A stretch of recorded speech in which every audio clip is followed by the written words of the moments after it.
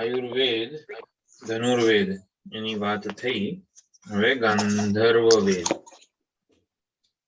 તો ગાંધર્વ વેદ ભરત મુનિ પ્રણીત છે અને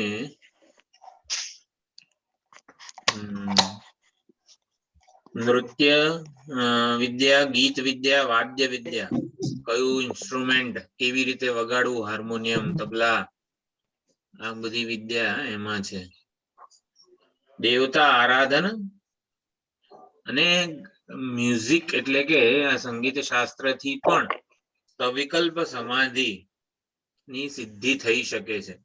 આપણને મનગમતું કોઈક મ્યુઝિક એટલે સંગીત હોય એનાથી પણ આપણા મનનો લય સંભવ છે. એટલે એ બધી વિદ્યા આમાં શેમાં ગાંધર્વ વેદમાં છે. સવિકલ્પ સમાધિ સુધીની કોઈક નિમિત્તે સમાધિ પ્રાપ્ત થાય એટલે કે મનનો લય થાય. અહીંયા સમાધિ શબ્દનો ગૌણ અર્થ છે. વેદાંતમાં સમાધિ શબ્દ એ આત્માનું નામ છે, પરંતુ આ જે પ્રાપ્ત થનારી મનની અવસ્થા રૂપી જે સમાધિ કહેવામાં આવે છે એ પ્રયત્ન કે નિમિત્તે પ્રાપ્ત થાય છે. બાકી કોઈક પૂછે, કોઈક વેદાંતી તમારું નામ શું છે, તો આપણે સમાધિ, મારું નામ સમાધિ છે એવું આપણે કહી શકીએ. સમાધિ એ આત્માનું નામ છે. આત્મા સમાધિ સ્વરૂપ છે. જેમ તીખાશ એ કંઈક મરચાનો ગુણધર્મ કે ગુણ કે પછી આમ અંદર તીખાશ હોય મરચામાં, એવો કોઈ ભેદ નથી. મરચું એટલે તીખું એમ. એટલે તીખાશ એટલે ખાલી આ ગુજરાતી ભાષામાં તીખાશ આપણે મરચાની એવું કહીએ છીએ, પરંતુ એટલે તીખું એ મરચાનું નામ કહેવાય. એવી રીતે સમાધિ આત્માનું નામ છે.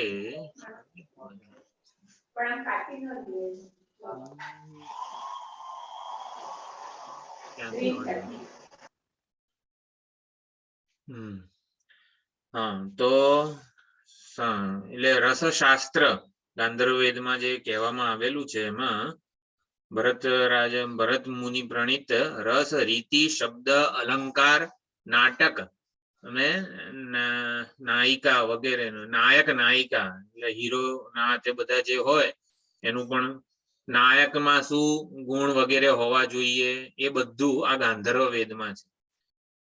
એટલે કોક જન્મમાં અમિતાભ બચ્ચન ને બધા આ ગાંધર્વ વેદ ભણેલા હશે તો જ આટલી એક્ટિંગ કરી શકે.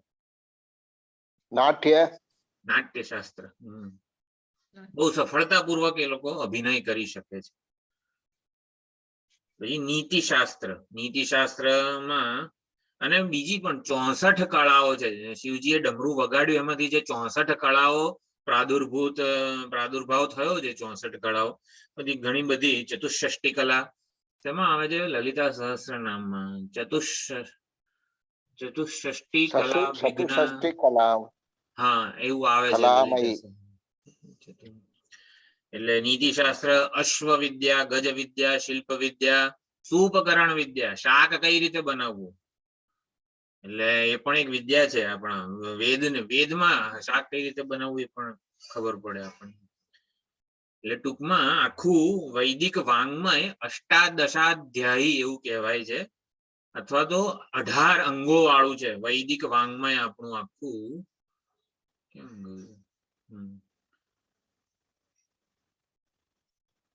વૈદિક વાંગ્મય એટલે 4 વેદ, 6 વેદાંગ, 4 ઉપાંગ અને 4 ઉપવેદ. 6 ને 4 10 ને 8 18 અંગો વાળું આખું વૈદિક વાંગ્મય છે.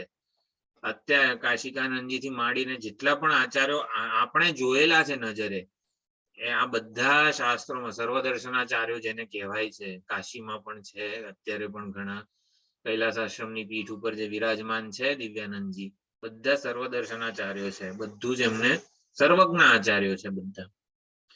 તો આખું વૈદિક વાંગ્મય 18 અંગોનું બનેલું છે. કપિલ મુનિ હવે એક સાંખ્ય યોગ આ બધા જે છે એટલે આગળની ચર્ચા આવે છે આરંભવાદ, પરિણામવાદ ને વિવર્તવાદ ને એ બધું સમજવા માટે. તો આરંભવાદ, પરિણામવાદ કોના કોના છે એ સમજવા માટે જરૂરી છે પેલા એક શી વિચારણાને લીધે એ લોકો એ વિચારણા સુધી પહોંચે, સિદ્ધાંત સુધી પહોંચ્યા છે. તો કપિલ મુનિએ સાંખ્ય શાસ્ત્રની રચના કરી. સાંખ્ય જે શાસ્ત્ર છે એમાં 6 અધ્યાય છે, ષડધ્યાયી કહેવામાં આવે છે. ત્રિવિધ દુઃખની અત્યંત નિવૃત્તિ, ત્રિવિધ દુઃખની કાયમ માટે પરિસમાપ્તિ, નાશ જેને કહેવાય છે. આપણે વેદાંતમાં ત્રિવિધ દુઃખનો બાધ થાય છે. આમાં સાંખ્ય શાસ્ત્રમાં ત્રિવિધ દુઃખનો નાશ એટલે કે કંઈક કરીને પ્રયત્નપૂર્વક જે પુરુષ છે, ક્ષેત્રજ્ઞ પ્રત્યેગાત્મા જે છે એ ત્રણેય દુઃખથી મુક્ત થાય. એટલે ત્રણેય દુઃખથી એનો સંબંધ જે છે એ ન રહે, એવી રીતનું સિદ્ધાંત છે, એમનું પ્રયોજન છે. સાંખ્ય શાસ્ત્ર શેના માટે ભણવાનું? કે ત્રણેય ત્રિવિધ દુઃખનો અત્યંત નાશ થાય. એ ષડધ્યાયી 6 અધ્યાય છે સાંખ્ય શાસ્ત્રમાં. પહેલો અધ્યાય છે વિષય નિરૂપણ.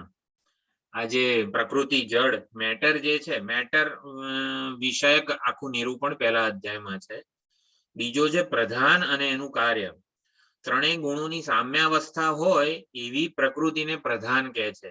જેમ બિલિયર્ડના બોલ ઓલા ત્રિકોણમાં ગોઠવાયેલા હોય, જરા પણ એમનામાં હલચલ ના હોય, એ અવસ્થાને પ્રધાન કહે છે. તો બીજા અધ્યાયમાં પ્રધાન અને એનું કાર્ય એનું નિરૂપણ છે. તૃતીય અધ્યાયમાં વિષય વૈરાગ્ય. આ પ્રકૃતિમાંથી, મેટરમાંથી મને વૈરાગ્ય જન્મે એ પ્રમાણે એનું વર્ણન છે. ચોથામાં વિરક્તની, આ વૈરાગ્યનું સંપૂર્ણપણે વિરક્ત જે છે ને એનું સ્વરૂપ, જે પ્રકૃતિના કાર્યથી જે પોતે વિરક્ત થઈ ગયો છે એ એનું નિરૂપણ છે. આખ્યાયિકા પણ આપેલી છે એમાં. પાંચમો અધ્યાય છે એમાં પરપક્ષ નિર્જય. જે બીજા સાંખ્ય શાસ્ત્ર શેના માટે રચવામાં આવ્યું? કે સાંખ્ય શાસ્ત્ર આસ્તિક દર્શન છે. આપણે કીધું કે નાસ્તિકોની વિચારધારા સામે તર્કપૂર્વક લડવા માટે આ બધા આપણા આચાર્યો છે, આસ્તિક આચાર્યો.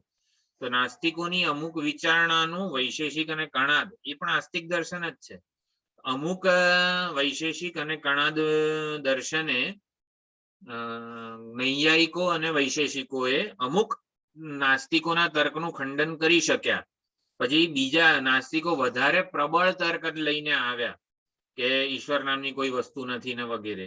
ત્યારે પાછું વધારે પ્રબળ તર્ક આસ્તિકોએ આપવો પડ્યો. તો એમાં આ કપિલ મુનિ અને યોગશાસ્ત્ર એટલે સાંખ્ય શાસ્ત્ર અને યોગશાસ્ત્ર છેલ્લે વધારે પ્રબળ તર્ક લઈને આવેલા છે. એટલે પાંચમો અધ્યાય જે છે પરપક્ષ નિર્જય એટલે નાસ્તિકોના મતનું ખંડન કર્યું. એટલે શેશ્વર સાંખ્યો, નિરીશ્વર સાંખ્યો વગેરે પણ, એટલે પ્રમાણ તરીકે વેદને સ્વીકારે પરંતુ ઈશ્વરને ન માને એવા પણ ઘણા સાંખ્યો છે. એટલે પરપક્ષ નિર્જય અને સર્વાર્થ સંક્ષેપ. પાછો છઠ્ઠા અધ્યાયમાં સમગ્ર વિષયનો સંક્ષેપ થયો છે. સાંખ્ય શાસ્ત્ર મુખ્યત્વે પુરુષ અને પ્રકૃતિનું વિવેક જ્ઞાન. પુરુષ પ્રકૃતિ અને પ્રકૃતિના કાર્યોથી ભિન્ન છે, ભિન્ન સ્વભાવ વાળો છે, વિલક્ષણ છે, સ્વતંત્ર છે. એ પ્રમાણે સ્વતંત્ર કરતા એવું જે કહેવામાં આવેલું છે એ પ્રમાણે વિવેક જ્ઞાનનો સાંખ્ય શાસ્ત્રમાં ઉપદેશ થયેલો છે. યોગ શાસ્ત્ર પતંજલિ મુનિએ રચ્યું. પતંજલિ મુનિ અથ યોગાનુશાસનમ એ પ્રમાણે પ્રથમ સૂત્ર છે. એના 4 અધ્યાય છે, 4 પાદ કહેવામાં આવે છે. તો પહેલો જે પાદ છે સમાધિ પાદ, તો એમાં અભ્યાસ અને વૈરાગ્ય અને તત્ સાધનમ, અભ્યાસ અને વૈરાગ્ય તથા તેનું સાધન એનું નિરૂપણ છે. બીજા પાદમાં વિક્ષિપ્ત ચિત્તસ્ય સમાધિ સિદ્ધ્યર્થમ અષ્ટ અંગાની જે યમ નિયમાસન પ્રાણાયામ પ્રત્યાહાર ધારણા ધ્યાન સમાધિ જે 8 અંગો છે અષ્ટાંગ યોગના, એ બીજા અધ્યાયમાં બીજા પાદમાં વર્ણવેલા છે. વિક્ષિપ્ત ચિત્તસ્ય સમાધિ સિદ્ધ્યર્થમ, જે ચિત્ત વિક્ષિપ્ત છે એને સમાધિની પ્રાપ્તિ થાય એના માટે 8 અંગો, યમ નિયમ વગેરે. તૃતીય પાદમાં યોગની વિભૂતિઓનું વર્ણન છે. યોગમાં જે પ્રકારના આસન ને સમાધિ વગેરે જે સિદ્ધિઓ પ્રાપ્ત થાય પછી એ સિદ્ધિઓનું વર્ણન છે, વિભૂતિઓનું વર્ણન છે. અને ચોથો જે કૈવલ્ય પાદ, કૈવલ્યની પ્રાપ્તિ થાય એ પ્રમાણે એનું નિરૂપણ છે. એટલે ચિત્ત વૃત્તિઓ સમગ્ર ઉદ્ભવે જ નહીં પ્રકૃતિના લય સુધી, તો પછી મોક્ષ થશે આત્માનો, એવું એ લોકો માને છે. એટલે પશુ આ પ્રમાણે સાંખ્ય અને યોગ શાસ્ત્રની વાત થઈ. પછી પાશુપત, વૈષ્ણવ દર્શન વગેરેની પણ વાત છે. થોડુંક ટૂંકમાં જોઈ લઈશું.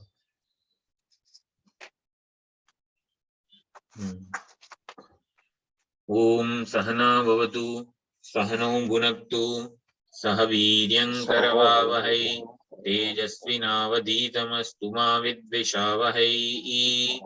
ઓમ શાંતિ શાંતિ શાંતિ. હરિ ઓમ શ્રી ગુરુભ્યો નમઃ. હરિ ઓમ. સદાશિવસમારંભાં શંકરાચાર્ય મધ્યમાં अस्मदाचार्य पर्यन्तां वन्दे गुरु परम्परां. वन्दे गुरु परम्पराम्. ओम नमो भगवते वैवस्वताय मृत्यवे ब्रह्म विद्याचार्याय नचिकेतसे च.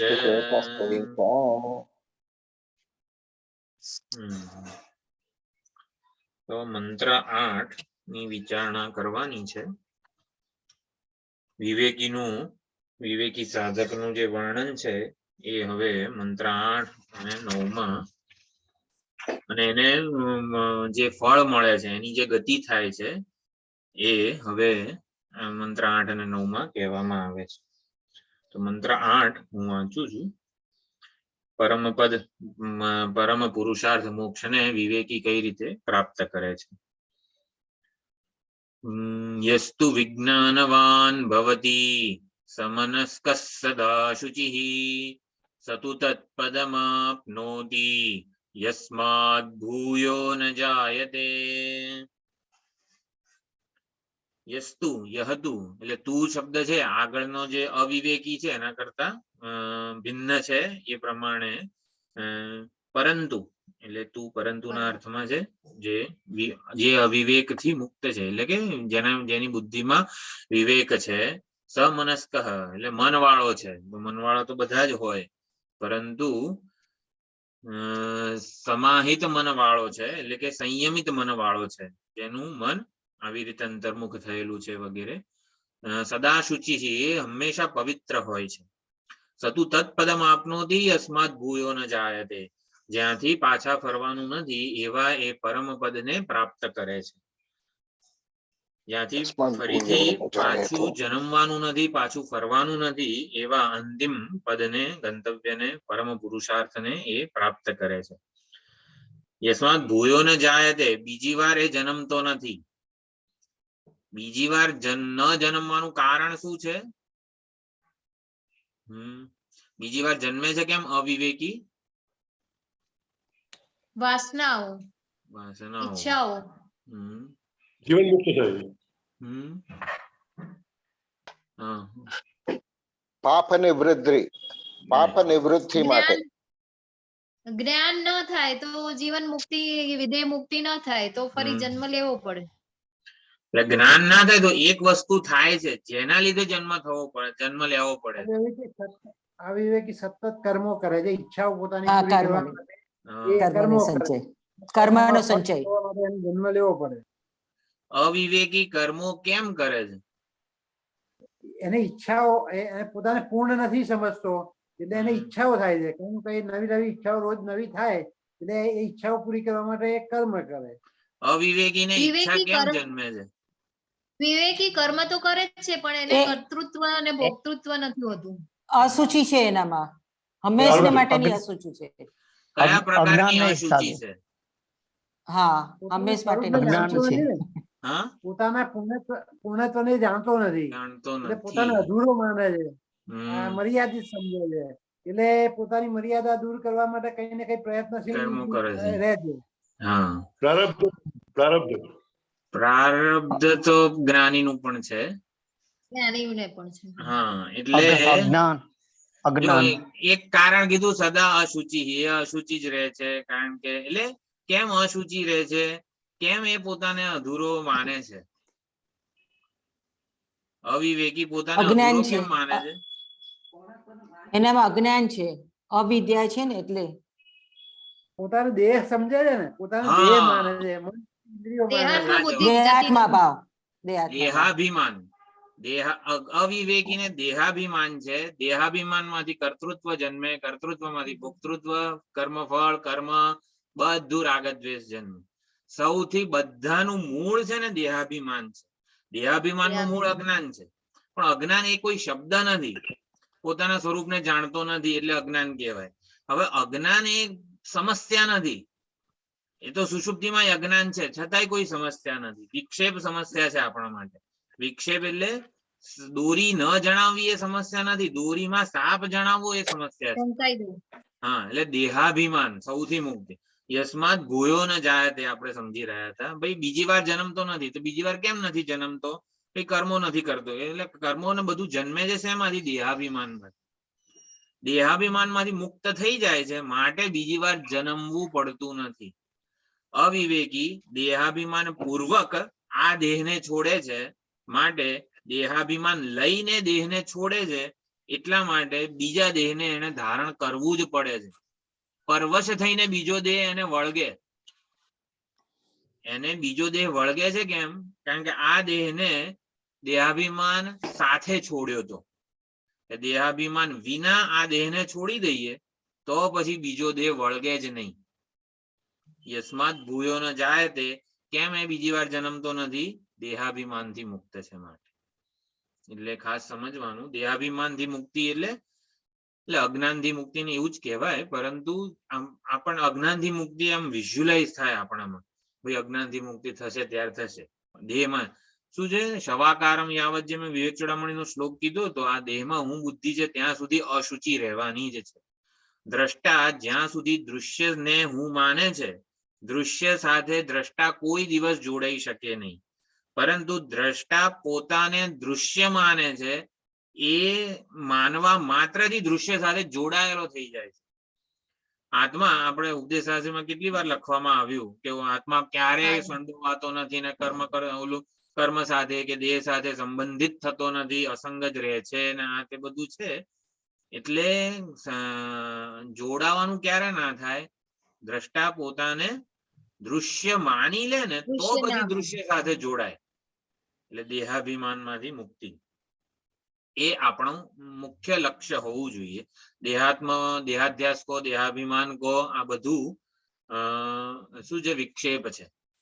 એટલે વિક્ષેપની નિવૃત્તિ થાય. આ દેહાભિમાન જ બધી સમસ્યાઓનું મૂળ છે. હા, દેહાભિમાનને લીધે જ બહિર્મુક્તા છે, દેહાભિમાનને લીધે જ વિષયોમાં રાગદ્વેષ છે, દેહાભિમાનને લીધે જ બધી સમસ્યાઓ છે. અને દેહાભિમાન એટલે શું? તો કે દ્રષ્ટા દૃશ્ય સાથે સંબંધિત થઈ જવો, એને દેહાભિમાન કહેવાય. પણ કઈ રીતે થાય? દ્રષ્ટા પોતાને, એટલે ચેતન પોતાને જડ માને ને તો જ એ જડ સાથે સંબંધિત થઈ જાય. આને દેહાભિમાન કહેવાય. યસ્માત ભૂયો ન જાય તે. તો કઈ રીતે ભૂયો ન જાય? યસ્માત ભૂયો ન જાય તે ટૂંકમાં એને બીજી વાર દેહ ધારણ કરવો પડતો નથી, એ સંપદને પ્રાપ્ત થઈ જાય છે. આ આપણું જીવન લક્ષ્ય છે, આપણું ગંતવ્ય સ્થાન છે. તો વિવેકી ગંતવ્ય સ્થાન સુધી પહોંચી જાય છે. તો મેં કીધું લક્ષણ પ્રમાણાભ્યામ વસ્તુ સિદ્ધિ, જે મેં ગ્રુપમાં મૂક્યું હતું. તો લક્ષણ અને પ્રમાણ વડે વસ્તુની સિદ્ધિ થાય. વસ્તુ સિદ્ધિ એટલે અહીંયા ગંતવ્ય સ્થાન, વિષ્ણુનું પરમપદ વગેરે 10મા મંત્ર, 9મા મંત્રમાં પણ આવશે, એ એને પ્રાપ્ત થઈ જાય છે. તો લક્ષણ અને પ્રમાણ, લક્ષણ વડે ઓળખાણ થાય, પ્રમાણ વડે અનુભવ થાય. અનુભવાય. હા, તો યસ્તુ વિજ્ઞાનવાન ભવતિ એ લક્ષણ છે, અને સમનસ્ક સદા શુચિ પ્રમાણ છે. લક્ષણ અને પ્રમાણ બંને હોય તો વસ્તુ સિદ્ધિ થઈ જાય. એટલે વસ્તુ સિદ્ધિ શું છે? ગંતવ્ય સ્થાનની તત્પદની તત્પદમ આપનોતી યસ્માત ભૂયો ન જાય તે, જે હું પરમ પુરુષાર્થ મોક્ષ જેને હું ઈચ્છી રહ્યો છું, નિરતિશયતાને ઈચ્છી રહ્યો છું, એ વસ્તુ સિદ્ધિ મારા માટે થઈ જાય. તો એના માટે લક્ષણ ને પ્રમાણ હોવું જોઈએ.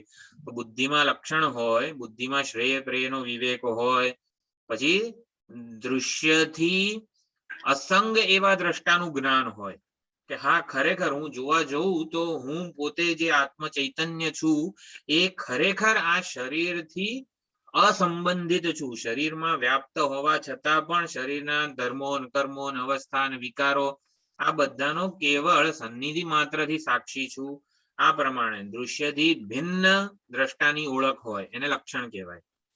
તો બુદ્ધિમાં લક્ષણ છે અને મનમાં અનુભવ છે. આપણે કીધું હતું સમજ અને સંસ્કાર એની જે વાત થઈ હતી એ પ્રમાણે પ્રમાણ વડે અનુભવ થાય. આ મોબાઈલ છે તો લક્ષણ ભાઈ મોબાઈલ નું આપણને લક્ષણ ખબર હોય, જે કઈ લક્ષણ હોય એ ખબર હોય અને પછી આંખ વડે પ્રમાણ વડે એનો અનુભવ થાય ત્યારે મોબાઈલ ની સિદ્ધિ થઈ કહેવાય. તો મન વડે અનુભવ થાય એટલે અંતઃકરણ જે છે, શુદ્ધ અંતઃકરણ કે શુદ્ધ સાત્વિક અને વિરક્ત અંતઃકરણ એ પ્રમાણ છે આત્મજ્ઞાનમાં. શેમાં લખ્યું હતું? આત્મા પોતે અપ્રમેય છે. ઉપદેશશાસ્ત્રીમાં એક છેલ્લો ગઈકાલે જ ઇતિ સત્યમ શ્રુતેર વચઃ કરીને જે આવ્યું, માટે શ્રુતિ સત્ય છે, અમનઃ અને અપ્રાણઃ એવો જે શ્લોક આવ્યો તો ગઈકાલે. શ્રુતિનું વચન સત્ય છે, શ્રુતિ પ્રમાણ સત્ય છે. એટલે અપ્રાણો હ્યમનઃ એટલે આત્મા અપ્રમેય છે પણ આત્મજ્ઞાન તો પ્રમાણથી જ થાય છે. શ્રુતિ રૂપી પ્રમાણથી શ્રુતિનું તાત્પર્ય પોતાનામાં ઘટાવવું એ પ્રમાણ કહેવાય છે. એટલે આ પ્રમાણે આત્મા અપ્રમેય છે પરંતુ અપ્રમેય આત્માનું જ્ઞાન પ્રમાણથી થાય છે. એવું છે, એ ખાસ સમજવાનું. આત્મા અપ્રમેય છે ને માટે શ્રુતિ પ્રમાણનો પણ એ વિષય બનતો નથી. માટે શ્રુતિ આ બધું ભણવાનું મૂકી દો, પછી શ્રુતિથી એ નહીં જણાય. એટલે એવું નહીં, આત્મા ભલે ન અપ્રમેય રહ્યો પણ આત્માનું જ્ઞાન પ્રમાણથી થવાનું. એ ખાસ આત્મા પારમાર્થિક વસ્તુ છે, આત્મજ્ઞાન વ્યવહારિક. હું બ્રહ્મ છું એ વૃત્તિ, બ્રહ્માકાર વૃત્તિ એ અંતઃકરણની વ્યવહારિક રેલ્મ ઉપર છે. આત્મજ્ઞાન પ્રમાણથી થાય છે. હા, તો પ્રમાણ શું છે? સમનસ્તઃ સદા શુચિ. એટલે લક્ષણ અને પ્રમાણ રૂપી જે શરત છે એ સિદ્ધ થાય તો વિવેકીનો જે આ જીવન રથ છે એ ગંતવ્ય સ્થાન સુધી પહોંચે જ છે. અહીંયા ખાસ સમજવાનું, આ ગંતવ્ય અને ગમન ને ગંતા વગેરે જે વાત થાય છે એનાથી કોઈ ભૌતિક કોઈ ક્યાંય કઈ અંતર કાપવાનું છે એવું નથી. ગંતવ્ય વિષ્ણુનું પરમપદ જે છે કહેવામાં આવશે 9મા મંત્રમાં, એ કઈ મારાથી જુદું હોય એવું નથી. અંતર્મુખતા એ યાત્રા છે. અવિવેકમાંથી વિવેક તરફની યાત્રા છે અથવા તો અંતર્મુખતાની યાત્રા છે. અંતર્મુખતાની પરિસમાપ્તિ, સૌથી અંતર્મુખતા આપણે કેળવતા જઈએ તો અંતર્મુખતા ક્યાં પરિણમે? તો કે આ બ્રહ્માત્મ સ્વરૂપમાં કે વિષ્ણુના પરમપદમાં વગેરે રૂપે તત્પદ રૂપે પરિણમે છે. અંતર્મુખતા જે યાત્રા છે એ યાત્રાનું અંતિમ ગંતવ્ય સ્થાન આ વિષ્ણુનું પરમપદ એવી રીતનું કહેવામાં આવેલું છે. હા, એટલે આનંદ સ્વરૂપે જ, એટલે ટૂંકમાં સતુ તત્પદમ આપનોતિ યસ્માત ભૂયો ન જાયતે. આ પ્રમાણે બીજી વાર એ દેહમાં હું ભાવ કરતો નથી.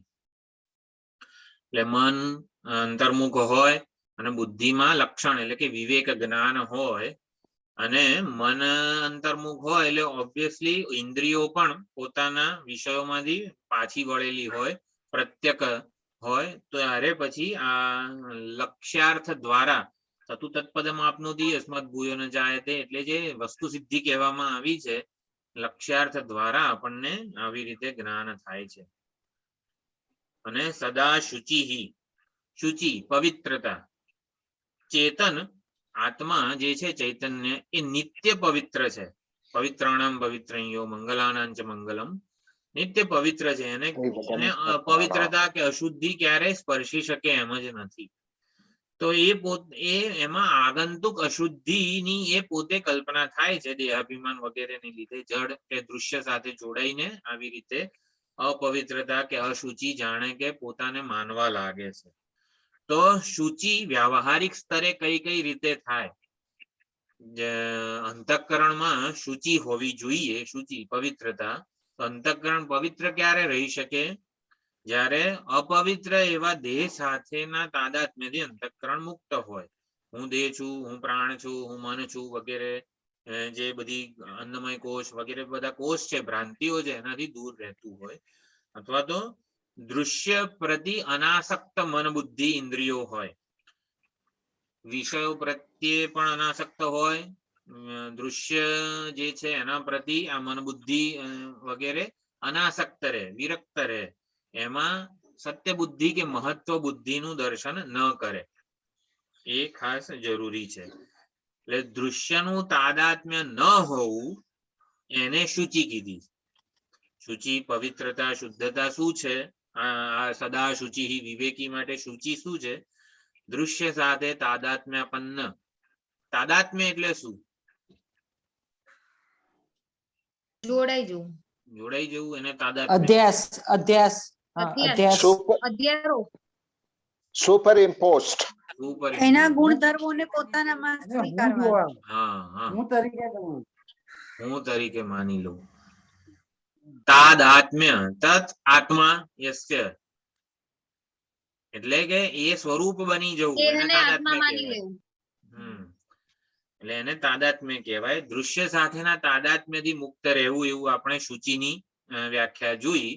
એટલે દૃશ્ય સાથેના તાદાત્મ્યથી શું થાય છે? દ્રષ્ટા પોતે પોતાને દૃશ્ય માનવા લાગે છે.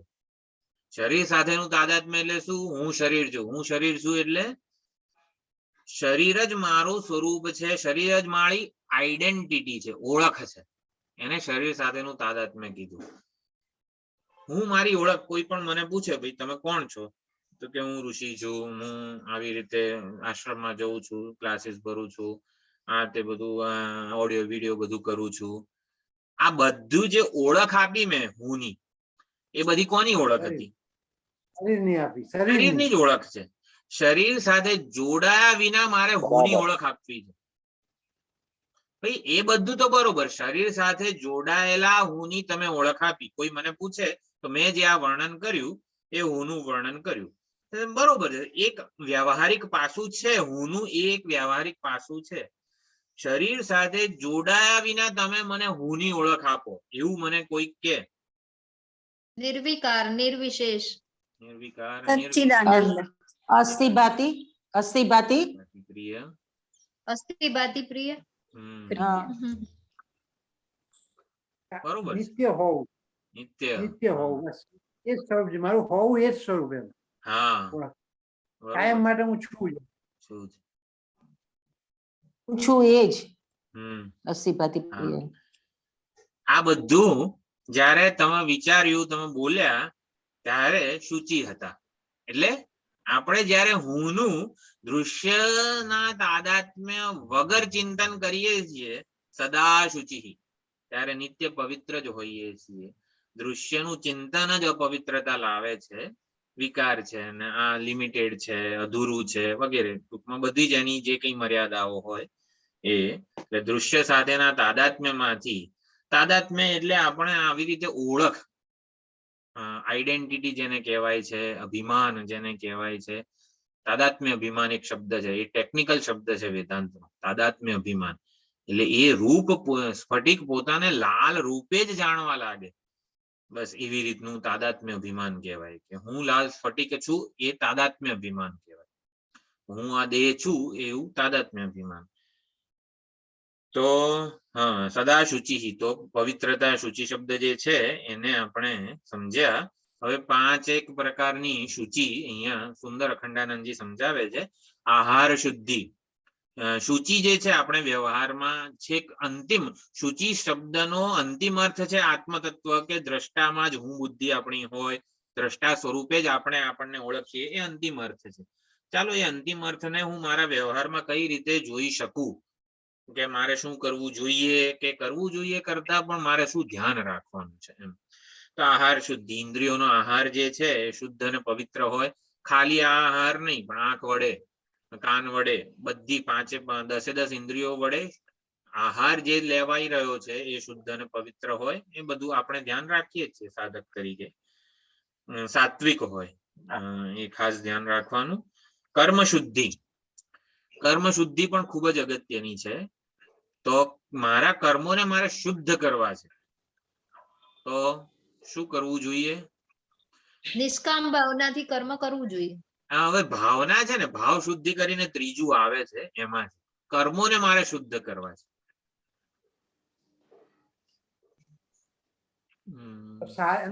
કર્તૃત્વ ભાવના વગર સાધ્ય શુદ્ધ જોઈતું હોય તો સાધન શુદ્ધ હોવા જોઈએ. હા વેદ વિહિત કર્મો કરવા જોઈએ. વેદ વિહિત જે કર્મો છે નિષિદ્ધ કર્મોથી દૂર રહેવાનું. યસ, કામ્ય કર્મો ના કરું, નિષિદ્ધ કર્મો ના કરું અને વેદ વિહિત કર્મો કરું. વેદ વિહિત ભાઈ યજ્ઞ દાન તપ તમે વેદાનું વચનેન બ્રહ્મણ વિવિધંતિ યજ્ઞેન દાનેન તપસા અનાશકેન. યજ્ઞ દાન તપ અને અનાશક. અનાશક નો અર્થ જુદા જુદા આચાર્યોએ જુદો જુદો કર્યો છે, પણ આ યજ્ઞ દાન તપ અને અનશન વગેરે જે છે કર્મ શુદ્ધિ છે.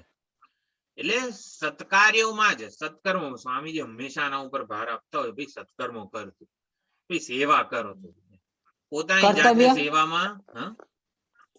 કર્તવ્ય આવે. હા, કર્તવ્ય વેદ વિહિત નિત્ય નૈમિત્તિક જે છે ને આપણે એ બધા આપણા આશ્રમ અને વર્ણ પ્રમાણે. આશ્રમ વર્ણ પ્રમાણે. હા, વર્ણાશ્રમ ધર્મ પ્રમાણે જે કંઈ પણ કર્તવ્યો છે, સેવા કર્મ વગેરે જે છે, કર્તવ્યોમાં લાગેલા રહેવું, કર્તા બનીને રહેવું. કર્તા ઇન ધ સેન્સ કે આપણે જનરલી અવિવેકી શું કરે છે, ભોગતા બનીને રહે છે. ભાઈ આ ભોગવવું છે, ઓલું ભોગવવું છે, આમ કરવું છે, તેમ કરવું, કંઈક ભોગતા ભાવને એ ચાલુ રાખે છે. વિવેકી શું છે, એટલે ભોગતા ભાવમાંથી છોડાવવા માટે જે કર્તા બનાવે છે. ભાઈ તું પહેલા તારું કર્તવ્ય કર, કર્તવ્ય કર્મ કરીશ ને તો ભોગો આપોઆપ આવશે. એની ચિંતા ભગવાનને છોડ, ભગવાન આપશે તને બધું. એટલે યજ્ઞદાનતમ તું તારું નિયતમ ગુરુ કર્મત્વમ ને બધું જે કઈ આખો ભગવદ ગીતાનો ઉપદેશ છે, સ્વે સ્વે કર્મણી અભિરતઃ સંસિદ્ધિમ લભતે નરઃ સ્વકર્મણા તમ અભ્યર્ચ્ય સિદ્ધિમ વિંદતિ માનવ. કર્મ શુદ્ધિ, યજ્ઞદાન તપ સત્કર્મોમાં જ આપણે લાગેલા રહીએ. હા, યજ્ઞદાન તપ. હા, એટલે આ જે છે આપણે અશુચિના અર્થમાં જે જોયું હતું કે કર્મનો પ્રારંભ અવિવેકી વાસનાથી કરે છે.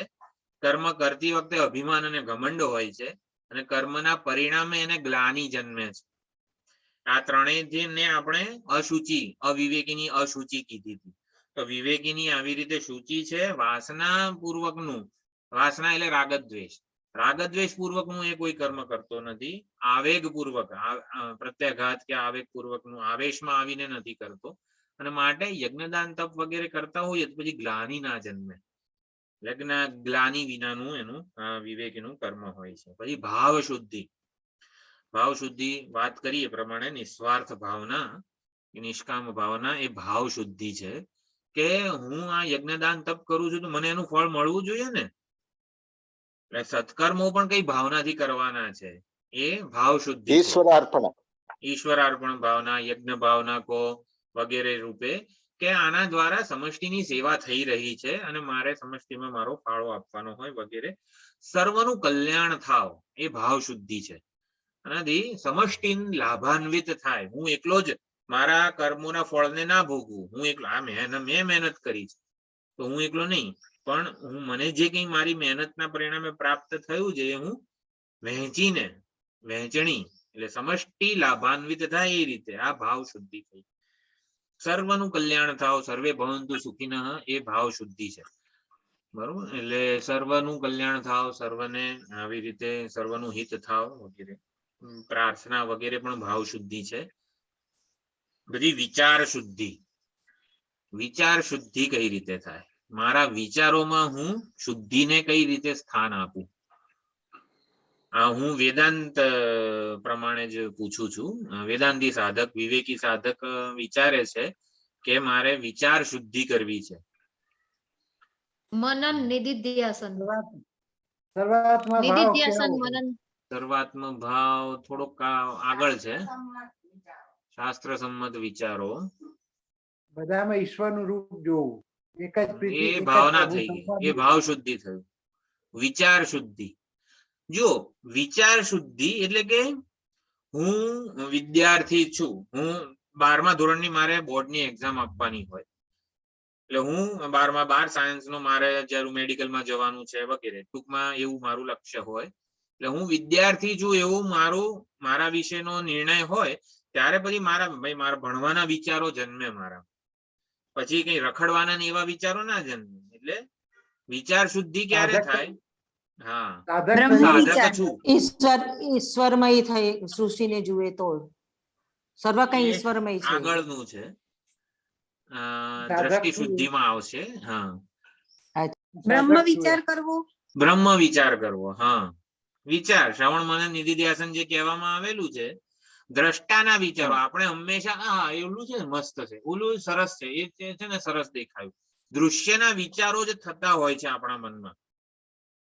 દ્રશ્યના, જેમ આગળ એકાદ બે માં પહેલા પ્રવચનમાં આવ્યું હતું ને કે વક્તા શું છે, વાચ્ય રામને નહીં વક્તા રામને જાણો. ન વાચમ વિજિજ્ઞાસિત વક્તારમ વિદ્યાત. એવું કૌશિતકી ઉપનિષદનું ગયા વર્ષનું જે હું બોલેલો કે ભાઈ જે શબ્દો સંભળાય છે એને છોડીને શબ્દો બોલનાર કોણ છે એ ચૈતન્ય તરફ તમે ધ્યાન આપો એમ. એટલે દૃશ્યના વિચારો છોડવા અને દ્રષ્ટાના વિચારો કરવા એ વિચાર શુદ્ધિ થઈ. વિચાર શુદ્ધિ ક્યારે થાય? જ્યારે દૃશ્યના જ વિચારોમાં સંકળાયેલા રહીએ તો પછી અપવિત્રતા જ છે. જેના વિચારો કરીએ એ પોતે અપવિત્ર હોય તો પછી આપણે કઈ રીતે પવિત્ર રહી શકીએ? એટલે વિચાર શુદ્ધિ, દૃશ્ય સાથે આપણું તાદાત્મ્ય ન થવા દઈએ ચેતનનું, દ્રષ્ટાનું, એને વિચાર શુદ્ધિ કહે. એટલે દ્રષ્ટાના વિચારો જ આપણે જે પ્રજ્ઞા નહીં કરશે અદ્વય પ્રસન્ને વિમલે વ્યોમની વગેરે જે છે બધું દ્રષ્ટાના સ્વરૂપનું ચિંતન કરીએ એ વિચાર શુદ્ધિ થઈ. દૃશ્યને દૃશ્ય રૂપે જ રાખીએ, દૃશ્ય પૂરતું જ મહત્વ આપીએ કે હા આ શરીર નિર્વાહ માટે, એક દૃશ્ય રૂપી શરીરના નિર્વાહ માટે આ બધા દૃશ્યોનું સ્થાન છે જીવનમાં, એને હુંના અધિકરણમાં હું ન લાવું વગેરે. એટલે આવી રીતે દ્રષ્ટાને દૃશ્યથી પૃથક, સ્વતંત્ર, વિલક્ષણ ઓળખવો એ દ્રષ્ટાના વિચારો થયા, એને વિચાર શુદ્ધિ થઈ. હવે વિચાર શુદ્ધિના પરિણામે દ્રષ્ટિ શુદ્ધિ થાય છે. આ બધી શુદ્ધિઓ જે છે એ ધીમે ધીમે ધીમે દ્રષ્ટિ શુદ્ધિ, જે આપણે ઘણી વખત સાંભળ્યું છે કે નામ અને રૂપ આકારની જે મનોવૃત્તિઓ મનમાં જન્મે છે, પરંતુ અધિષ્ઠાન રૂપે અસ્થિભાતિ પ્રિય જ હોય છે, તો નામ રૂપના બદલે અસ્થિભાતિ પ્રિયની જ વૃત્તિ જન્મે. એટલે નામ રૂપની પ્રતીતિ હોવા છતાં દ્રષ્ટિ અસ્થિભાતિ પ્રિયની જન્મે, એને દ્રષ્ટિ શુદ્ધિ કહેવાય. જો દ્રષ્ટિ શુદ્ધિ, સર્વાત્મ ભાવ. સર્વાત્મ ભાવ. હા, એટલે એનું દ્રષ્ટિ શુદ્ધિનું પર્યવસાન છે સર્વાત્મ ભાવ. દ્રષ્ટિ શુદ્ધિ એટલે શું? તો અસ્થિભાતિ પ્રિયની જ જો દ્રષ્ટિ ઉત્પન્ન થાય તો જે કંઈ છે એ અસ્થિભાતિ પ્રિય છે, આ પણ અસ્થિભાતિ પ્રિય સ્વરૂપ. એટલે જે કંઈ છે તે અને હું, આ બધું અસ્થિભાતિ પ્રિય રૂપ જ છે, આત્મા જ છે. જે કંઈ છે તે બ્રહ્મ છે, એનાથી આગળ જે કંઈ છે અસ્થિભાતિ પ્રિય છે, એનાથી આગળ જે કંઈ છે આત્મા જ છે. આવી રીતે સર્વાત્મ ભાવ જે કંઈ છે, એટલે સત બુદ્ધિથી આપણને સત સ્વરૂપ પરમાત્માના જ દર્શન થશે બધે. યોમમ પશ્ચિ સર્વત્ર. સર્વમ ચ મયી પશ્યતિ. હા, એટલે સર્વમાં સર્વ બાદ થઈ જશે અને આત્મા, સર્વાત્મ ભાવ બાદ સામાનાધિકરણ્ય છે, સર્વ બાધિત થઈ જાય છે અને કેવળ આત્મદર્શન થાય છે, અદ્વિતીય આત્મદર્શન થાય છે, એને સર્વાત્મ ભાવ કહેવાય. તો આ દ્રષ્ટિ શુદ્ધિ છે. આ પ્રમાણે શુચિની વાત થઈ. હવે આપણે બીજી વાર જોઈન કરીએ. એટલે શુચિ એટલે નિર્ભેળ આત્મા. તો સદા શુચિ દૃશ્ય સાથેના તાદાત્મ્ય વગરનો કેવળ પવિત્ર નિર્વિશેષ અદ્વિતીય આત્માનું દર્શન હોય, સદા શુચિ. તદ વિષ્ણુ પરમં પદમ. હા, એ બીજી વાર જોઈન કરીને જોઈ લઈએ.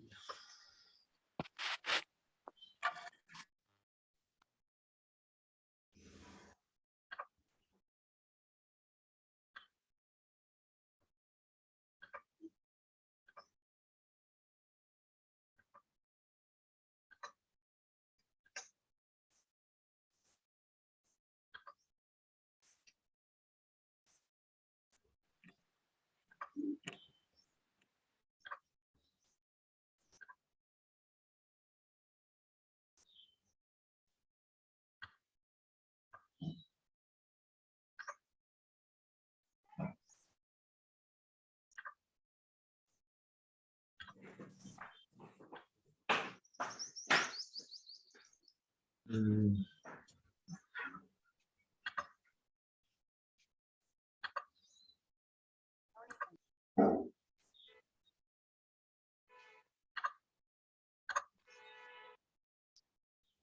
હમ. શુચિ નિર્ભેળ આત્મા એવું સમજવાનું છે. આ આખો જે વિવેકીનું જે સાધન માર્ગ છે, સાધન માર્ગ એ અંતર્મુખતાની આપણે વાત કરી, અંતર્મુખતાની યાત્રા છે. આપણે બીજાના ઘરમાં હોઈએ, મહેમાન તરીકે ગયા હોઈએ, પછી બધું જે પ્રયોજન માટે ગયા હોઈએ ત્યાંથી પછી એ પૂરું થઈ જાય, મળવાનું હતું મિત્રને મળી લીધું, હવે પાછા આપણે આપણા ઘરે આવતા હોઈએ તો બીજાના ઘરેથી આપણે આપણા ઘરે આવી રહ્યા છીએ તો એ નિવૃત્તિ માર્ગ કહેવાય. ગયા હતા બીજાના ઘરે પરંતુ આવી રહ્યા છે આપણા ઘરે માટે નિવૃત્તિ માર્ગ. આપણું પોતાનું જે હતું સ્વરૂપ એટલે કે જે ઘર કે વગેરે એના તરફ આપણે આવી રહ્યા છીએ. બહિર્મુખતા થઈ ગઈ હતી, હવે અંતર્મુખતાની જે યાત્રા છે એ નિવૃત્તિ માર્ગ કહેવાય છે કે દ્રષ્ટાના સ્વરૂપ તરફ આપણે ગતિ કરી રહ્યા છીએ, વિચારી રહ્યા છીએ. બીજાના ઘરમાં બહિર્મુખતા બીજાના ઘરમાં, એમ એવી રીતે સમજવાનું છે.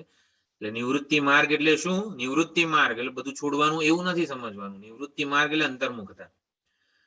અને પોતાના ઘરમાં હોઈએ ને પછી બીજાના ઘરે મિત્રના ત્યાં જઈએ એ પ્રવૃત્તિ માર્ગ થયો. પ્રવૃત્તિ માર્ગ એટલે આત્મ સ્વરૂપથી ચ્યુત થઈને અનાત્મામાં, અનાત્માના વિચારો, અનાત્મા તરફ જવું, એ બધું પ્રવૃત્તિ માર્ગ છે. નિવૃત્તિ માર્ગ એટલે ક્યાંક ગયા હોઈએ અને પોતાના ઘરમાં પાછા આવીએ, નિવૃત્તિ માર્ગ. અંતર્મુખતા, આત્માભિમુખતા.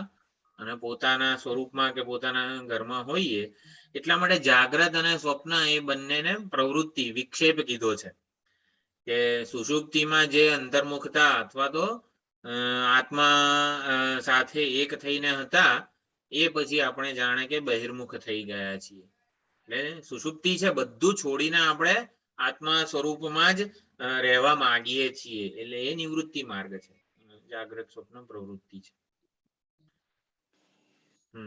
સદા શુચિ સતુ તત્પદમ આપનોતિ યસ્માત ભૂયો ન જાયતે. બીજી વાર દેહાભિમાન થી યુક્ત થતો નથી.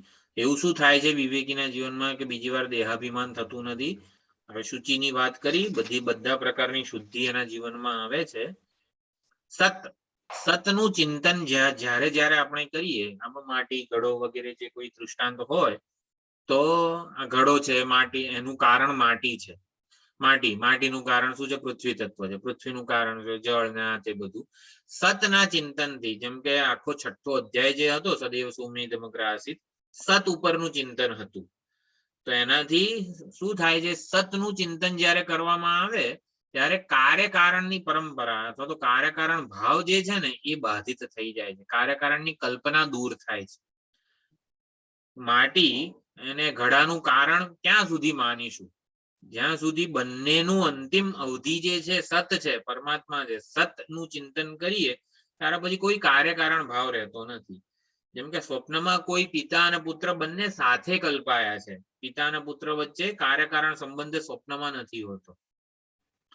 એવી રીતે સતનું ચિંતન જ્યાં થતું હોય, જ્યારે થતું હોય ત્યારે કાર્યકારણની કલ્પનાથી આપણે મુક્તિ મેળવી શકીએ છીએ. કાર્યકારણ ભાવમાંથી મુક્તિ મેળવી શકીએ છીએ. સતનું ચિંતન.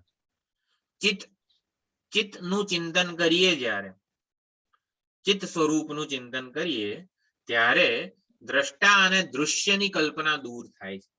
આજે સવારે ઉપદેશ રાશિમાં આવ્યું, ઘટ અવચ્છિન્ન ચૈતન્ય અને દ્રષ્ટૃ અવચ્છિન્ન ચૈતન્ય. દ્રષ્ટા અને દૃશ્ય આ બંને કલ્પનાઓ છે. અત્યારે દ્રષ્ટા શબ્દ અહંકાર માટે વપરાય છે. એટલે દ્રષ્ટા અને દૃશ્યની સાપેક્ષમાં અહંકારને દ્રષ્ટા કીધો છે. હકીકતમાં દ્રષ્ટા અને દૃશ્ય બંને દૃષિ સ્વરૂપ ચૈતન્યનું પ્રોજેક્શન છે, વિલાસ છે, કલ્પના છે. ચિત્તનું ચિંતન કરીએ, જ્યારે ચિત્ત સ્વરૂપનું ચિંતન કરીએ તો દ્રષ્ટા અને દૃશ્ય એ બે કલ્પનાઓ બાધિત થઈ જાય છે, દૂર થઈ જાય છે. અને આનંદનું ચિંતન કરીએ, આનંદ સ્વરૂપનું ચિંતન કરીએ ત્યારે ભોગતા અને ભોગ્યની કલ્પના દૂર થાય છે.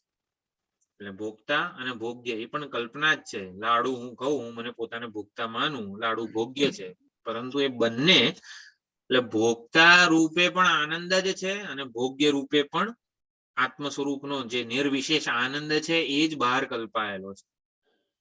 એટલે આ પ્રમાણે દ્વૈતની કલ્પના જે છે ને એ ક્યારે દૂર થાય? આવી રીતે અદ્વૈતના સ્વરૂપના ચિંતનથી, અદ્વૈતના વિચારથી અદ્વૈતની કલ્પના દૂર થાય છે. આ શેના માટે કીધું? હમણાં આવશે તતુ તત્પદમ આપનોતી યસ્માત ભૂયો ન જાયતે. એટલે ગંતા, ગંતવ્ય અને ગમન, આ બધું જે છે, હા, વિવેકી છે, પછી ગંતવ્ય સ્થાને પહોંચે છે, આ ગમન, આ માર્ગે ગમન કરે છે, આવું બધું કોઈ ભેદ રહેલો નથી. ગંતા, ગમન માર્ગ, ગમન ગતિ, અને પછી એનો જે પ્રયત્ન કે સાધના હોય એ, અને પછી ગંતવ્ય, આવા 4 પ્રકારની જે વૃત્તિઓ છે, કલ્પના છે, એ રહેતી નથી અદ્વિતીય આત્મ સ્વરૂપના ચિંતનથી. સૌથી પહેલો છે ને ગંતાનો બાધ થાય. સૌથી પહેલો ગંતાનો બાધ થાય અદ્વિતીય આત્મતત્વના ચિંતનથી, વિચારથી, દ્રષ્ટિથી વગેરેથી ગંતાનો બાધ થાય.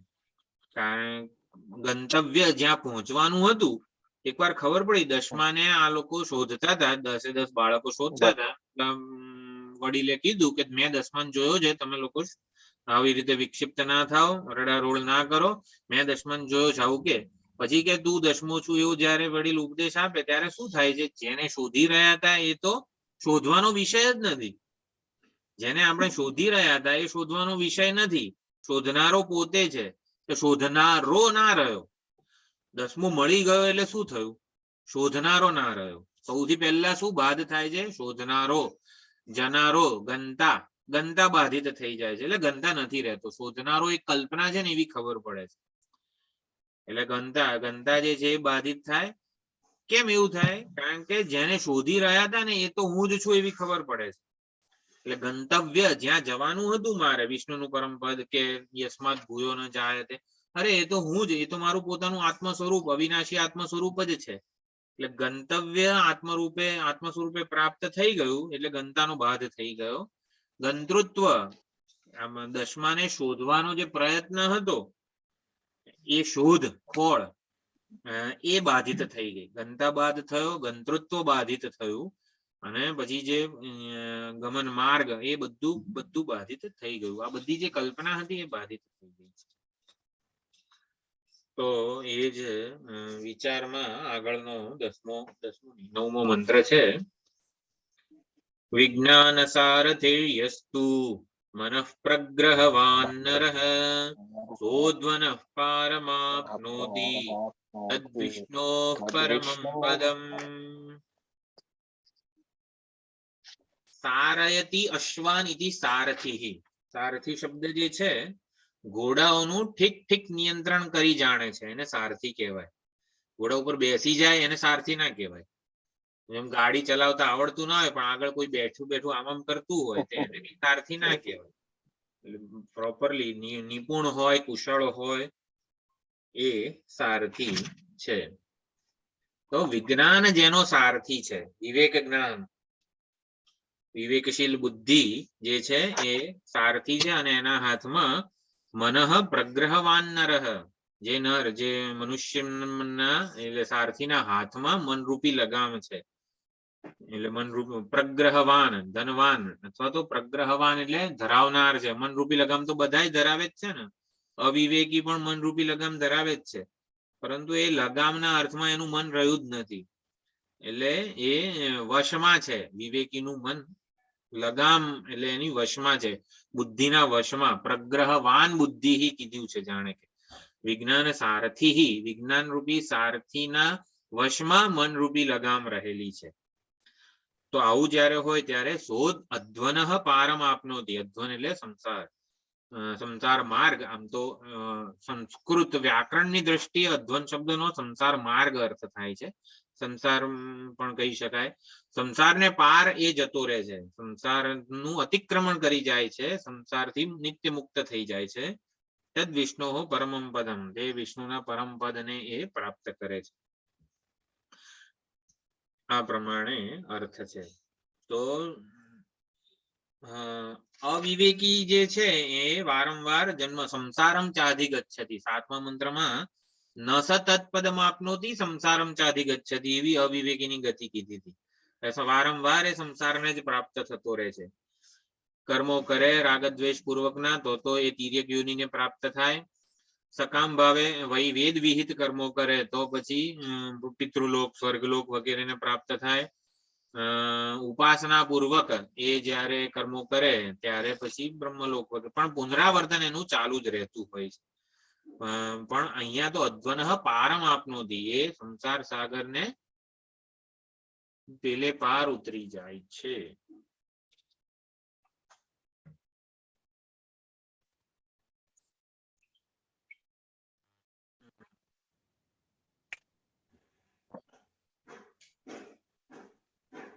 સંસાર સાગરને પાર ઉતરી જાય છે એટલે એ તમે આગળ બધું બોલી ગયા ને અમને સંભળાયું નથી.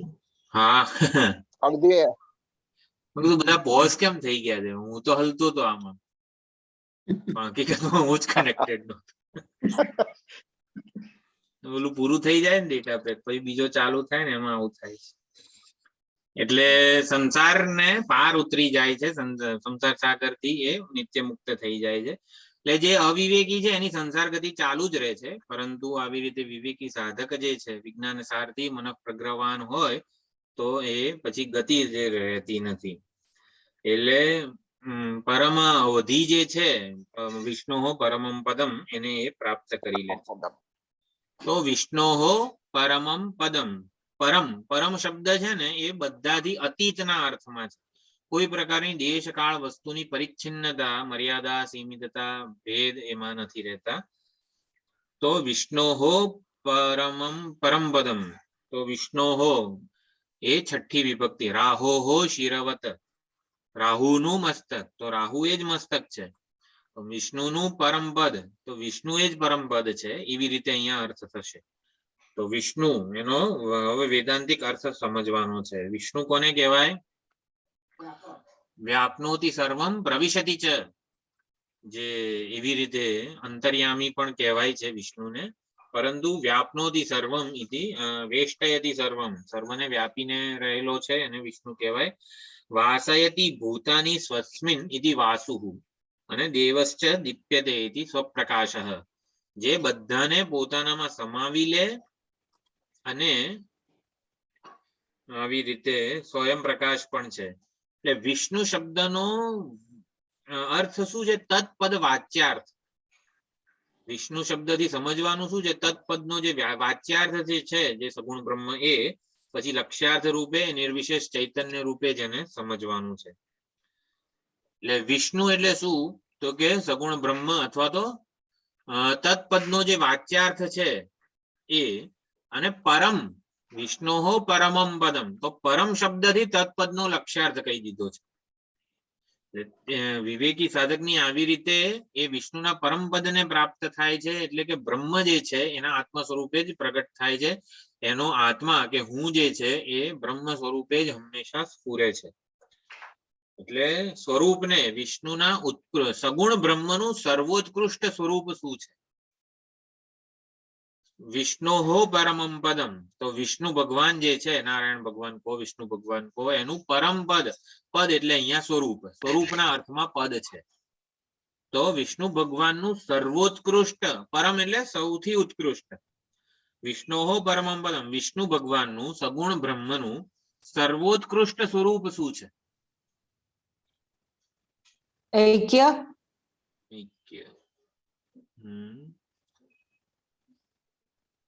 બીજું મુક્તિ જ આત્મા ને? અથવા તો જીવન મુક્તિ, આત્મા અથવા તો જીવન હું. મુક્તિ. હા પ્રકાશભાઈ બરોબર. મારું સ્વરૂપ છે. હા હા, ऐक्य થયું ને, ऐक्य થયું ને. એટલે વિષ્ણુ પરમમ પદમ શું છે? કે બ્રહ્મનું પણ સર્વોત્કૃષ્ટ રૂપ શું છે? તો કે આત્મા છે. બ્રહ્મ જ્યાં સુધી પોતાને મારાથી પરોક્ષ રાખે છે.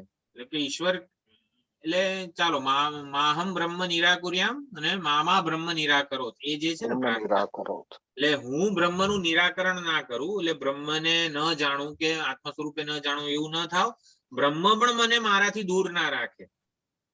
એટલે જ્યાં સુધી ઈશ્વર કે બ્રહ્મ સગુણ બ્રહ્મ પોતે આત્મ સ્વરૂપે પ્રગટ નહીં થાય ને ત્યાં સુધી એ ઉત્કૃષ્ટ સર્વોત્કૃષ્ટ કે પરમ નહીં બની શકે. એ પણ જાણે કે એટલે ચેતન કોણ છે? આત્મા છે. અને સત કોણ છે? તો કે બ્રહ્મ છે, સગુણ બ્રહ્મ છે વગેરે, જેને ઈશ્વર કહીએ છીએ, અસ્થિપાતિ પ્રિય કહીએ છીએ, એવું એમ. એટલે જ્યારે આત્મા બ્રહ્મ સ્વરૂપને જાણવાનો પ્રયત્ન કરે છે ત્યારે આત્માને બ્રહ્મની અપરિચ્છિન્નતાનો સર્વવ્યાપકતાનો લાભ થાય છે. આત્મા પોતાને જાણે કે આ ઉપાધિમાં સીમિત માની રહ્યો છે, પરંતુ એ પોતાને બ્રહ્મ સ્વરૂપે જ્યારે જાણશે ત્યારે આત્માને શો લાભ થશે? આત્માને કયો લાડુ મળવાનો છે? સર્વવ્યાપકતા, અપરિચ્છિન્નતા, નિરતિશયતાનો રૂપી લાડુ મળવાનો છે આત્માને. આત્માને લાભ શું થવાનો છે? નિરતિશયતા, અપરિચ્છિન્નતાનો લાભ થવાનો છે. અને બ્રહ્મને પણ કંઈક લાભ થવાનો છે. બ્રહ્મ પણ ઉત્સુક છે આત્મ સ્વરૂપે પ્રગટ થવા માટે. જ્યાં સુધી આ અવિવેકી માટે એ આત્મરૂપે પ્રગટ તો થઈ રહ્યું છે પણ એ ઓળખતો નથી, પરંતુ વિવેકી માટે પોતે ઉત્સુક છે કે ક્યારે હું રૂપે પ્રગટ થઉં. જ્યાં સુધી બ્રહ્મ આત્મા સ્વરૂપે પ્રગટ નહીં થાય ત્યાં સુધી બ્રહ્મ જડ રહેશે, એવું છે. એટલે આટલું બધું મહાન છે બ્રહ્મ, નિરતિશય મહાન છે. અરે પણ શું કરવાનું જ્યાં સુધી આત્મ સ્વરૂપે પ્રગટ નહીં થાય. એટલે બ્રહ્મ પણ ઉત્સુક છે, બ્રહ્મને પણ લાડુ મોટો મોટો લાડુ મળવાનો છે જ્યારે આત્મ સ્વરૂપે પ્રગટ થશે. વિષ્ણુહો પરમમ પદમ, વિષ્ણુનું પરમ પદ, વિષ્ણુ એ જ પરમ પદ છે, રાહુ એ જ મસ્તક છે. તો વિષ્ણુહો છઠ્ઠી વિભક્તિ કેમ વાપરવી પડી? કારણ કે વિષ્ણુને જાણે કે સગુણ કે પરોક્ષ આપણે માની રહ્યા છીએ. હા, પણ એ જયારે આત્મ સ્વરૂપે જ પ્રગટ થશે ઐક્ય જ્ઞાનથી, ત્યારે પછી એને પણ લાભ થવાનો છે. એટલે એ આત્મ સ્વરૂપે પ્રગટ થશે ને તો જ એ પોતાના સર્વોત્કૃષ્ટ સ્વરૂપે રહી શકશે. આવું છે. એટલે લાભ બંને બાજુ છે. એટલે આપણે જ મહેનત કરી કરીને આમ એને પામવાનું છે એવું નથી. એને કેટલી મહેનત કરવાની છે આપણા રૂપે પ્રગટ થવા માટે. એટલે આવી રીતે અખંડાનંદજી સુંદર આ વસ્તુને સમજાવે છે કે એને પણ લાભ મળવાનો છે. એટલે વિષ્ણુ પરમમ પદમ. હા, સોધ્વન પારમ આપનોતી, સંસાર રૂપી જે ગતિ છે એ હવે એના માટે કોઈ રહેતી નથી. સર્વત્ર સમાન ભાવે વિદ્યમાન સત અધિષ્ઠાન સ્વરૂપ જે છે વિષ્ણુ પરમમ પદમ, એને અધિષ્ઠાન કહેવાય છે. જો અહીંયા જે માંડુક્યમાં પણ પદ શું છે? ચતુષ્પાદ આત્મા. એટલે પદ શબ્દનો જયારે ઉપયોગ થયો હતો ત્યારે વિશ્વ તેજસ પ્રાજ્ઞને પદ કીધા હતા. એમાં પદ્યતે ઇતિ પદમ, એને સાધન કીધા હતા કે વિશ્વ તેજસ અને પ્રાજ્ઞ ઉપર વિચારણા કરવાથી તુરીયનું જ્ઞાન થાય છે. એટલે પદ્યતે અનેન ઇતિ પદમ એમ વિશ્વ તેજસ પ્રાજ્ઞ કીધા હતા. પરંતુ તુરીય પાદનું જયારે 7મા મંત્રમાં વર્ણન આવ્યું માંડુક્યમાં, ત્યારે પદની વ્યાખ્યા પદ્યતે ઇતિ પદમ કર્મ વ્યુત્પત્તિ કરી નાખી હતી કે જે પ્રાપ્ત થાય છે ને એને તુરીય પદ કીધું છે. વિશ્વ તેજસ પ્રાજ્ઞની વિચારણાથી જેની પ્રાપ્તિ થાય છે એ પદ, પદ્યતે ઇતિ પદમ. અહીંયા પદ શબ્દ અધિષ્ઠાનના અર્થમાં છે. વિશ્વ તેજસ પ્રાજ્ઞનું જે અધિષ્ઠાન છે એ તુરીય પદ છે. વિશ્વ તેજસ પ્રાજ્ઞ ચોથો તુરીય એવી રીતનું નથી. વિશ્વ તેજસ પ્રાજ્ઞ રૂપી અધ્યારોપનું અધિષ્ઠાન તુરીય પદ છે. તો એવી રીતે વિષ્ણુ પરમમ પદમ એ સત અધિષ્ઠાનનો અહીંયા સૂચન કરે છે. અધિષ્ઠાન શબ્દના અર્થમાં પદ શબ્દ છે. તો એ આજ અધ્વન પારમ આપનોતી, અધ્વન પારમ એટલે કે સંસારની જે કાર્યકારણ પરંપરા જે છે એની અંતિમ અવધિ, કોઈ પણ વસ્તુની અંતિમ અવધિ શું છે? જેમ કે આજ સવારે ચર્ચા થઈ, ફંડામેન્ટલ બિલ્ડિંગ બ્લોક ચૈતન્ય છે. મેટર જે છે જડ વસ્તુ, એનું ફંડામેન્ટલ બિલ્ડિંગ બ્લોક શું છે? ચૈતન્ય છે. જડ એ ચૈતન્ય પરનો અધ્યારોપ છે. આ ખાલી વેદાંત જ કહી શકે. વેદાંતમાં જ આ તાકાત છે, સામર્થ્ય છે આવું કહેવાનું. કારણ કે જડનું અન્વેષણ કરતા એ લોકો એનર્જી સુધી પહોંચે છે સાયન્સ, પરંતુ એનર્જી પોતે પણ એક કલ્પના જ છે ચૈતન્ય પરની. હા, એટલે વિષ્ણુ પરમ અધ્વન પારમ આપનોતી, સંસાર ગતિને પાર થઈ જાય છે. એટલે શું? અંતિમ અવધિ. ઉપાદાન કારણની, કારણ શબ્દ પણ ના વાપરવો જોઈએ. પ્રકૃતિ સુધી ઉપાદાન કારણ, કારણ શબ્દ રહે છે પછી પ્રકૃતિમાંથી જે ક્વોન્ટમ જમ્પ આપણે ચૈતન્ય પર મારીએ છીએ એમાં કારણ શબ્દ જતો રહે છે, માત્ર ઉપાદાન કહેવાય. તે પ્રકૃતિનું ઉપાદાન એટલે સંસાર ગતિની પરમ અવધિ કઈ છે? અંતિમ ઉપાદાન આ વિષ્ણુ પરમ અધિષ્ઠાન જે છે એ અંતિમ અવધિ છે. કોઈ પણ પ્રાપ્તિ, કોઈ પણ ગતિ, કોઈ પણ બનવાની અંતિમ અવધિ શું છે? તો વિષ્ણુનું પરમપદ કે નિર્વિશેષ બ્રહ્મ કો એ જ આત્મ સ્વરૂપે પ્રગટ થાય એ એની અંતિમ અવધિ છે. તો વિષ્ણુ પરમ પદમ આપણે સમજ્યા કે એ વિષ્ણુ તો આમ જાણે કે સગુણ બ્રહ્મ કે નારાયણ ભગવાન કે આવી રીતે કંઈક હોય, અને એનું જે નિર્વિશેષ આત્મ સ્વરૂપ છે. ઉદારાહ સર્વ એવૈતે જ્ઞાનીત્વાત્મૈવ મે મતમ. આ ત્રણેય ભક્તો ઉદાર છે, પરંતુ જ્ઞાની મારો આત્મા છે. કેમ? કારણ કે એ મને આત્મ સ્વરૂપે જાણે છે. એવી રીતે સગુણ બ્રહ્મ ઉત્કૃષ્ટ છે, શ્રેષ્ઠ છે, પરંતુ સગુણ બ્રહ્મ પોતે પણ સગુણ બ્રહ્મને આ આત્મતયા જ જાણે છે, પોતાનાથી દૂર નથી રાખતો જ્ઞાની. અને માટે જ્ઞાની દ્વાત્મૈવ મે મતમ એમ વિષ્ણુ પરમમ પદમાં એ રીતે સાંકળી શકીએ આપણે. એટલે વિષ્ણુ એ સગુણ બ્રહ્મ ચતુર્ભુજ વિષ્ણુ એવો અર્થ કરીએ, પછી પરમપદ એટલે એનું નિર્વિશેષ સ્વરૂપ. એવી રીતે તો શંખ, ચક્ર, ગદા અને પદ્મ વિષ્ણુ ભગવાન પાસે છે. તો શંખ શું છે? શબ્દ છે, ઘોષ છે. તો ઘોષ ઓમ અથ એમ કરીને બ્રહ્માજીએ સૃષ્ટિનું સર્જન કર્યું. તો સૃષ્ટિનો આરંભ સૂચવવા માટે વિષ્ણુ ભગવાને શંખ ધારણ કરેલો છે. જગતનો સર્જનહાર છે વિષ્ણુ ભગવાન. પછી ચક્ર છે. ચક્ર શેના માટે ધારણ કર્યું છે? સંહાર, વિનાશ કરવા માટે. એટલે પણ ભગવાન જે વિનાશ લાવે છે એ કેવું છે? ક્રિએટિવ ડિસ્ટ્રક્શન છે. ક્રિએટિવ ડિસ્ટ્રક્શન એક સુંદર શબ્દ છે કે સર્જનાત્મક વિનાશ છે. કે એ વિનાશ લાવે ને નવા કલ્પનો પ્રારંભ થાય છે અને નવું સર્જન થાય છે. એને ક્રિએટિવ ડિસ્ટ્રક્શન એવું કહેવાય. તો ચક્ર એના સંહારક છે ને, સંહારકનો રોલ ભજવવાનો છે ને, માટે ચક્ર ધારણ કરે છે. પછી ગદા દંડ આપવા માટે, ધર્મ સંસ્થાપનાર્થાય, ધર્મ સંસ્થાપન અને રક્ષણ કરવા માટે, અધર્મનો અને અધર્મીઓનો નિગ્રહ કરવા માટે ગદા છે ભગવાનના હાથમાં. એટલે અહીંયા શું કહેવાય છે? સર્જન, પાલન, સંહાર, અનુગ્રહ, નિગ્રહ. આટલા 5 જે કાર્યો છે ઈશ્વરના: સર્જન, પાલન, સંહાર, અનુગ્રહ, નિગ્રહ.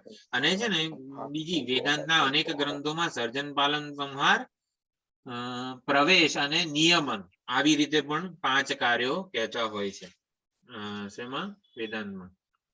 કાં તો સર્જન, પાલન, સંહાર, અનુગ્રહ, નિગ્રહ, અથવા તો સર્જન, પાલન, સંહાર, નિયમન અને પ્રવેશ.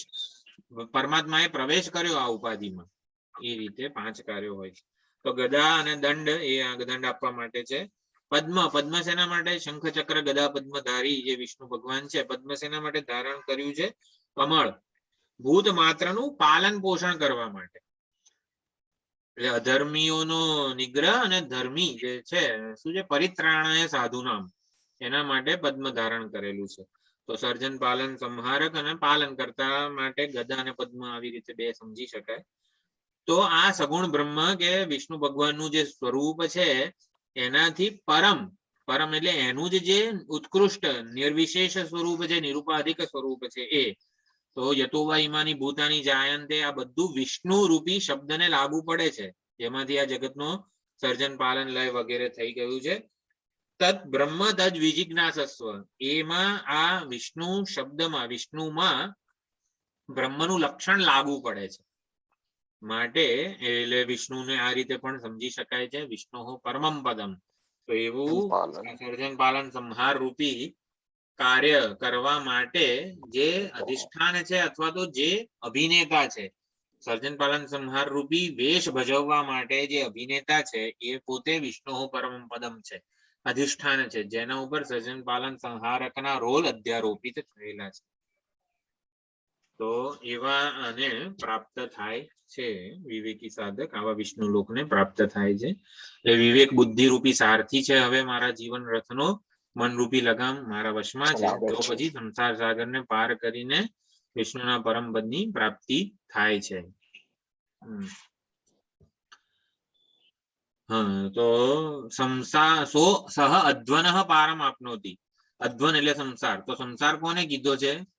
તો કે અનાત્માના પ્રેમમાં પડી જવું એને સંસાર કીધો છે. અનાત્માના બીજાના પ્રેમમાં પડી જવું એને સંસાર કીધો છે.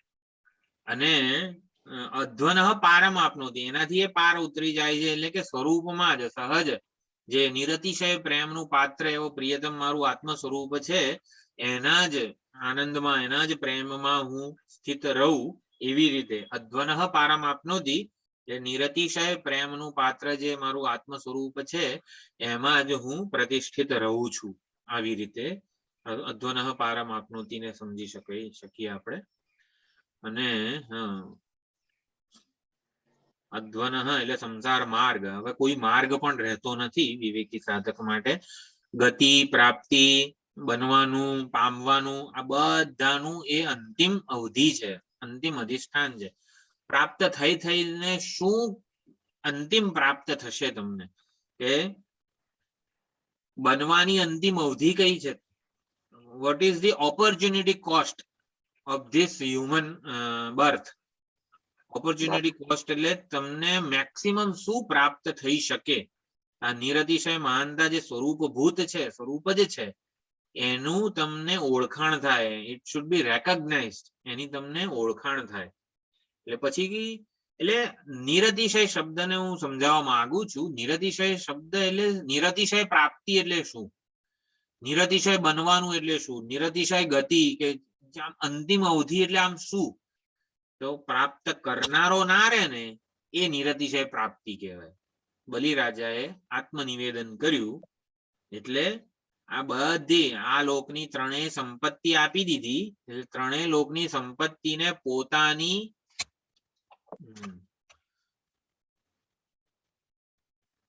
ત્રણેય લોકની સંપત્તિને પોતાની માનનારો જે અહંકાર હતો ને એ ના રહ્યો.